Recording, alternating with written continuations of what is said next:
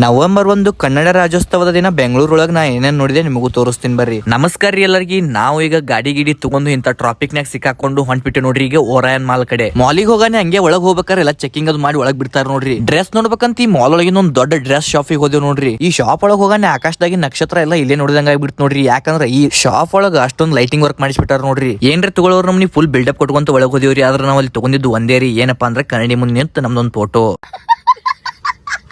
ಈಗ ಅಲ್ಲಿಂದ ನಾವೆಲ್ಲರೂ ಹೊಂಟಿ ನೋಡ್ರಿ. ಈಗ ಫಸ್ಟ್ ಫ್ಲೋರ್ ಗೆ, ಯಾಕಂದ್ರೆ ಕನ್ನಡ ರಾಜ್ಯೋತ್ಸವದ ಪ್ರಯುಕ್ತ ಫಂಕ್ಷನ್ ಗಳು ಅಲ್ಲಿ ಅದಾವ್ರಿ. ಮ್ಯಾಗ ಹೋಗಾನೆ ನಾನಂತರ ಗಾಬರಿನೇ ಆಗ್ಬಿಟ್ಟಿದ್ದೆ ನೋಡ್ರಿ. ಯಾಕಂದ್ರೆ ನನ್ ಮುಂದೆ ಟ್ರೈನ್ ಬಂದ್ಬಿಟ್ಟಿತ್ತು. ಅದು ಹಳಿ ಇರ್ಲಾರ ಟ್ರೈನ್ ಟೈರ್ ಮ್ಯಾಗ ಹೊಂಟ್ಬಿಟ್ಟಿತ್ರಿ. ಇನ್ನ ಈ ಕಣ್ಣಿಲಿ ಏನೇನ್ ನೋಡ್ಬೇಕಂತ ಅನ್ಕೊಂತ ಹೋದ್ರಾಗೆ ನೋಡ್ರಿ ಇಲ್ಲಿ ಆಕಾಶಕ್ಕೆ ಮುಟ್ಟಿದಂಗ ಆಗೈತ್ರಿ. ಬಿಲ್ಡಿಂಗ್ ಅಷ್ಟು ದೊಡ್ಡದೈತ್ ನೋಡ್ರಿ. ಅವ್ನು ಟೈಮ್ ಸಂಜೆನಾಗ 6 ಗಂಟೆ ಆಯ್ತ್ರಿ. ಲೈಟ್ ಶೋನು ಶುರು ಆಗ್ಬಿಟ್ಟಿತ್ತು ನೋಡ್ರಿ. ಕನ್ನಡದ ಬಾವುಟವನ್ನ ಎತ್ತಿ ಹಿಡಿದು ನೀರೊಳಗ್ ಫುಲ್ ಅಡ್ವೆಂಚರ್ ಮಾಡಾಕ್ತ ನೋಡ್ರಿ ಅಣ್ಣ. ಅದಾದ್ಮ್ಯಾಗ ಹುಲಿ ಡ್ಯಾನ್ಸ್ ಶೋ ಐತ್ರಿ, ಅದನ್ನು ನೋಡಿದೇವ್ ನೋಡ್ರಿ. ಅದನ್ನು ಫುಲ್ ಮಸ್ತ್ ಇತ್ರಿ.